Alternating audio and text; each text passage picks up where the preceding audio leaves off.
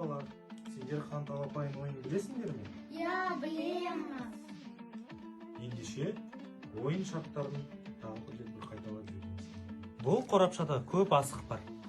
Сол қорапшаның ішінде жалғыз бір қызыл асық бар. Ол асық хан асығы деп аталынады. Хан асығын кім бірінші алады, сол бірінші ойынды бастап асықты атады. Талапай-ау талапай деп асықтарды жинайсыңдар. Жиналған асықтарды бір сызыққа тіземіз.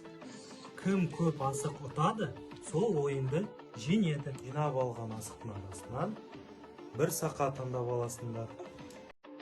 Ендеше ойынды бастаймыз. Талапай, талапай.